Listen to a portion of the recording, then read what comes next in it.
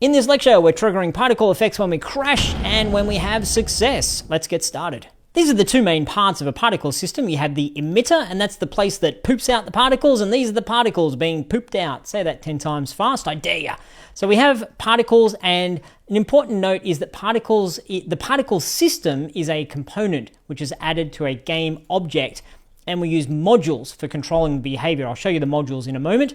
And importantly, each particle is not a game object. This is important if you want to do something with a particle. Hey, if this particle collides or crashes or interacts, there are some things that we can tap into about a particle, but it's not a full-on game object. It's just a thing. It's a particle that's been created from an emitter, and the whole thing is a particle system. So in Unity, let's right-click in our hierarchy and look for Effects, Particle System, and add that. And you can see it creates a new game object called Particle System, and on the game object we have the transform, which is all game objects have a transform, and then we have this component called Particle System. Now, another way you could go about creating a particle system is if I right-click, create an empty game object myself, and then add component and search for particle system and add a particle system onto a game object. It does exactly the same thing.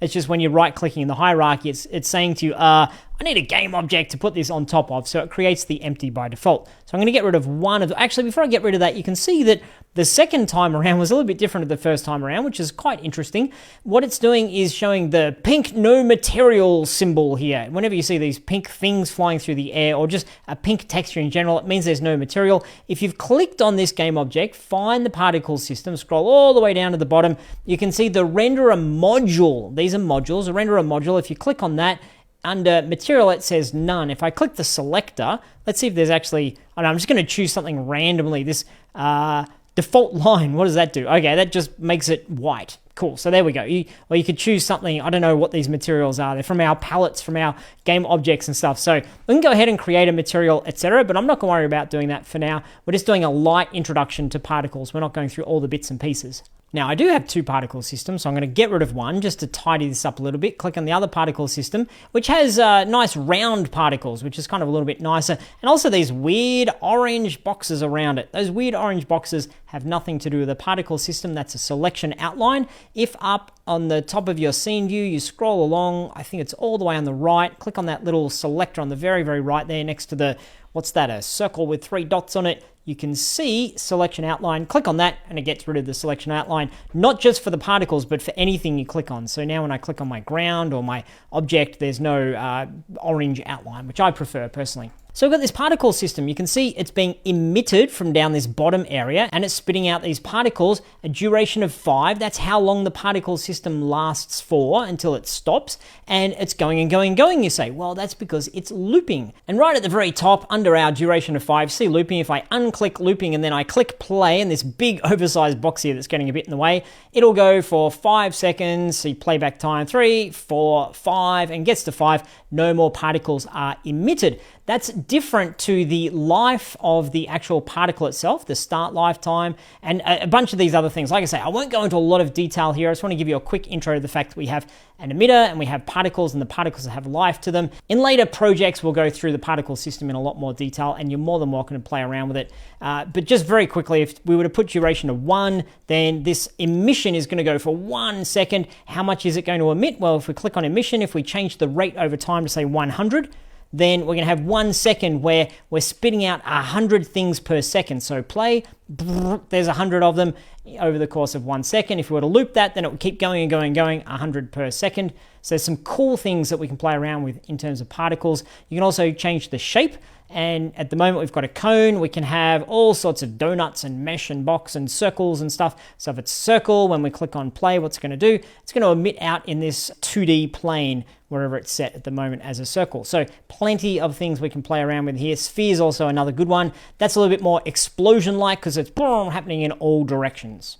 Now, to speed ourselves up here, I've created some particles for us already, and you can find them in the resources section as a zip file. Once you've found it, you can unzip it, and once you've unzipped it, you can drag it into your project. Actually, first of all, let's go and make ourselves a new folder, Click on Assets in the project folder, right-click, Create Folder. I'll call this particles. You don't have to do this. You could just shove it in one of your other folders. So particles, open that up back to where I've downloaded that resource file. I'm going to drag that into Unity. That's a package, and packages know what they're supposed to do. It's like, okay, do you want this, this, this, and this? Yes, I do. Import, please. And then we should have 4 of these lovely particle prefabs any second. Okay, it didn't go in the folder. It just went generally in the assets directory. I was sitting there going, where are these things gone? But it just dropped it in my assets folder. So I'm going to highlight all of those and plop it into my particles folder. Open that up. You can see 1, 2, 3, 4. They're all prefabs. And we know how prefabs work. That means we can drag them into the scene. It means if we make any changes to the prefab, it'll make changes to what we have as an instance in the scene as well. I've given you 4. We're only going to use 2 in this particular lecture. I've given you explosion, rocket jet particles, side thruster particles, and success particles. We're going to be looking at success and explosion because we'll be doing the things when our player bumps into something. Let's have a look at them actually, and you can do that just by dragging it straight into the scene and it will play straight away. Boom, fairly bland, just a white texture with a little bit of orange in there. If you want to jazzy it up, then you can go find the colors and fiddle around with the colors and do all sorts of cool stuff, which is pretty neat. And the other one is success. That should be green if I've done it right. Sort of, yes. And slowly floats, lasts a little bit longer. Float, float, float, float. Wonderful. So we've got those 2. I'm just going to highlight both of those and delete them. I don't want them in my scene at the moment. And the other one I created before, delete that as well. That was all just for playing around. But what I do want to do is associate these with my rocket. So my rocket's over here. I've spun around a few times. My rocket's over here. And the way to do it, as we're flying through the world, when we bump into something, crash. We could say, find where you've bumped in the world, and at that particular point in the world, trigger this particle effect to play. Or we could say, well, you know what? The thing that's consistent is the rocket is going to be doing the bumping. So whenever you bump, just play something wherever the rocket is positioned. Same when we hit our success landing pad, just play something on top of the rocket, get out of the way there, on top of the rocket, boom, at the same spot. So instead of having to do that programmatically, we can just, if I move my rocket back over here so he's not feeling in the wrong place, we can just put the particle effects right on top of where the rocket is in the rocket prefab. So let's open up the prefab itself by clicking on the little arrow next to the player rocket to make sure that we're actually working with the rocket itself.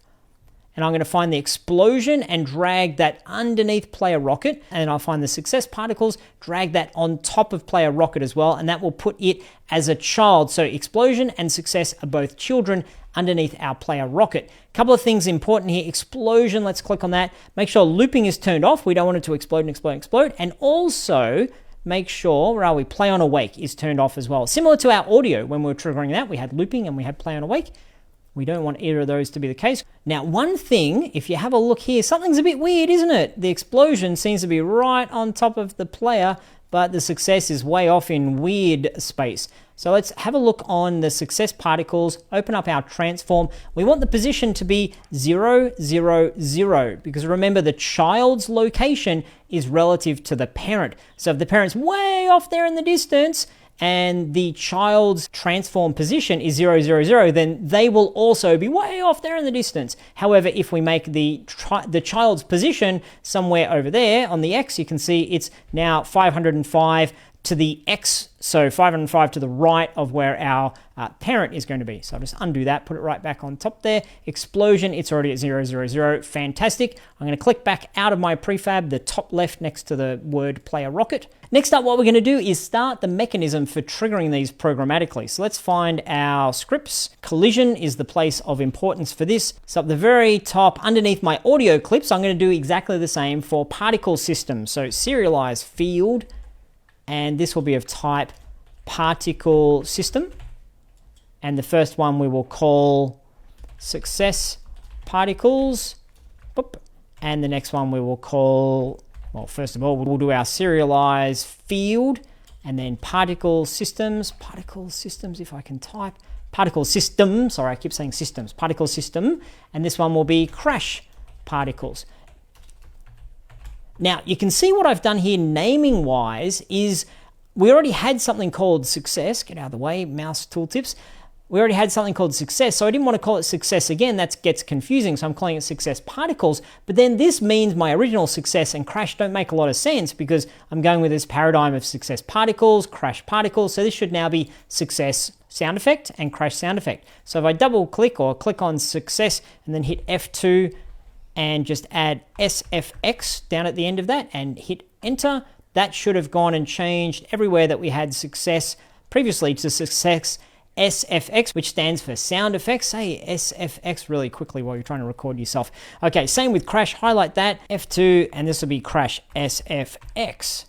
Or you could just name it here and then scroll down and name it there if you're using an editor that doesn't allow you to do this F2 trick that I'm doing. So I've got those. We'll save that back over into Unity. This is all leading somewhere, I promise you. It's going to be amazing.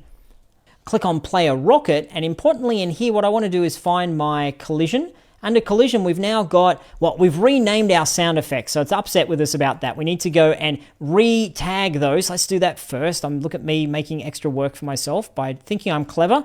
So we've got the success sound effect. I will make that SFX success, and then we've got the crash sound effect. We'll make that crash explosion. And now we need to do the same for particles. What I'm going to do here, rather than clicking on the selector, I want to double check that I'm using the correct particles. I need the instance that we've already placed on top of our rocket, and that's because the instance knows where it is in the world. If I go and find my particles and find the prefabs, then who knows where they're going to be spawned? Probably right in the center of our world. They won't be spawned right on top of our player. So there's no spawning that needs to be done with these particular particles. Oh, move out of the way, please, particle box. Pop him over to the side for the moment. It doesn't need to know where to be spawned because we already told it, trigger yourself right on top of where the player is. So clicking on the player rocket, I'm going to drag success particles into my success particles, and I'm going to drag explosion particles into my crash particles. Once again, we'll save all this up, and next our challenge is to trigger our particles to play at the correct time, and that's going to be a challenge. To play the particle effect, we use particle system.play, very similar to what we've done with audio, to play our particle system when triggered. We need to play it when we crash and play the explosion particles at that time. And when we reach the landing pad, we need to play the success particles. So take on that challenge. I'll see you back here when you're done. Now this one should be reasonably straightforward because we're following a very similar paradigm to the audio. So I'm going to scroll down, start success sequence. You can see our clever comments here about sound effect and particles. We're about to add the last step of that, so I'll get rid of it. Audio source.stop and then audio source play. So you know what? Right after playing the audio source, let's play our success particles dot play. Parentheses, semicolon. And then under our crash sequence, we'll also get rid of our to-do because we've to-done, and we will find right underneath our audio source play one shot, we're going to have our crash particles dot play, parentheses, semicolon. Save that back into Unity. Click on play. What happens when we crash? Boom! Our particles play, our sound effect plays. What happens if I get over here? I think I've got my gravity too light, to be honest. It's a bit soft. Yeah, there we go. We play our particles and we should go to the next scene. And I've just realized, being a little bit slow in the head, that I forgot to change my skybox for these other scenes, but let's just check quickly that the explosion works. It doesn't work. Why is that? I did this exact same thing with audio, so you should know by now. This is one of the dumb things that Rick does. See if you can figure out why we've got that error. Okay, hopefully you're yelling at the computer, Rick, you forgot to apply your instance back to the prefab. So I've gone and connected up my sound effects and my particle effects, and what I need to do is go from this first scene that I was playing around in, overrides, apply all, so that's applied back to everything. Now when I click on play and quickly get to the next scene, beep, and I crash into something, boom, it all plays as it should. And very, very quickly, while I'm on the topic project, I'm going to go to my scenes. I'll find the better save that other scene, the amazing changes I've made. And from here, I will go to my materials, drag in the skybox, save, and then we'll find my one last scene. You don't have to do this if you don't want to. It's not critical to have your skybox looking this way, but there we go. Went to all that effort and ranted about skyboxes. I better go and actually use it. And then we'll reset ourselves back to the over scene. We've got our particle effects triggering when we crash and when we have success. In the next lecture, I think we'll do some particles to do with boosters. So good stuff. I'll see you in the next lecture.